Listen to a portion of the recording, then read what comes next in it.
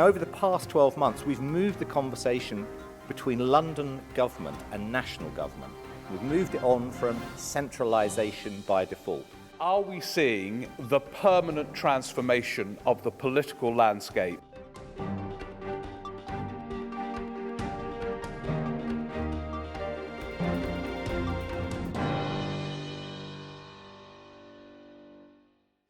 My name's Jules Pipe. I'm the directly elected Mayor of Hackney and the Chair of London Councils.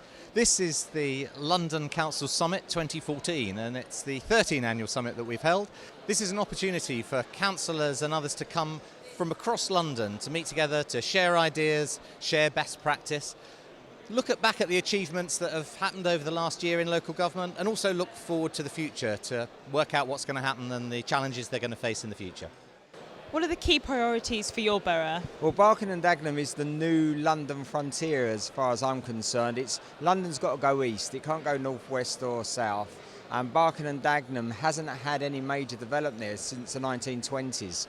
So it's about bringing in the new infrastructure we need with the new investment to support the 196,000 people already there, but also saying to London we want to play our part in this mega city. I think all of the main parties really need to set out their stalls on devolution. I think we're only going to have viable public services in the future if there's greater devolution down to local government working in partnership with regional and central government to deliver those services. Well, major problem for us is we're a very small borough, high density accommodation, lots of pressure, very difficult to keep people in the middle, the people who are eligible for social housing we have, and the very richest we have, to keep people on middle incomes is terribly difficult. So looking at different forms of housing, how we could be looking at renewing our council-owned accommodation, these are really big priorities for us. The next few years are going to be very, very different because we can no longer afford to do all the 800 services that we do at the moment.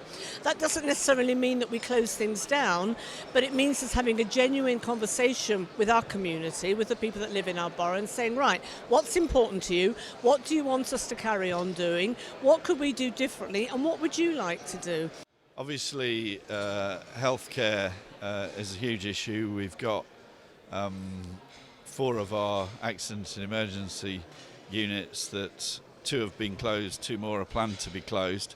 But we've got huge challenges with integrating health and adult social care and all the budget pressures that come with an increasing elderly population. Tell me what you've enjoyed about today. It's very interesting. It's always good to come in here and debate. It's good that people have given up their Saturdays to come here. It's particularly good for the new councillors who were elected last time round, that they're coming in and they're getting to meet people and hear divergent points of view, and it's an interesting time to be in local government. Well, I think it's brilliant to see so many councillors from different boroughs and different parties so that we can share and express, what we're experiencing in our own boroughs. One of the interesting things that came out of that session was how there is an anti-politics frenzy around and how we need to address it. And I think that's really important because we need to engage people, we need to engage the youth as well in this country. It's always good when councillors can talk with each other and can talk with people from business. Nobody has got a monopoly of knowledge and experience. We can all learn from each other. We can find out new ways of doing things, new methods of working together. Technology is shaping our lives in so many ways, and there's some new technology that can greatly improve the way that services are delivered in London. We're at the London Council's Summit today, and it's a really good event for us. So it's an opportunity for Thames Water to promote our 2 biggest campaigns, which are around Bin It, Don't Block It. So this is our fat trap, where we're encouraging residents to pour fat, oil and grease, not down the tap, so we want them to go into our fat trap. And then our other big campaign is around water efficiency. This is about encouraging residents to use less water or use water more wisely. We run time credits programmes all across the UK, across England and Wales. And it's all about getting more people involved in the community. We've already been speaking to people from Waltham Forest, from Barnet, from Lambeth, and there's lots of energy in the room, lots of excitement about getting more people involved in communities, giving time into public services and really changing the way that public services work. I'm hopeful that national politicians of all parties will increasingly understand that delivering high-quality public services that deal with the challenges facing communities means the devolution of the money and programmes that are currently run less effectively from a national level.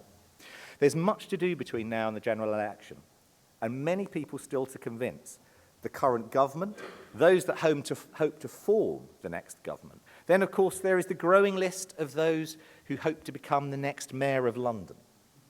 Why should they care? Well, they should care because this is about being able to do much more with a great deal less. This is about keeping this a world-class city that can grow and cope with its growth. This is about standing up for London and Londoners and making the city work for the communities that live here. So you can rest assured that we at London Councils will continue to make that case in the months ahead. Thank you very much.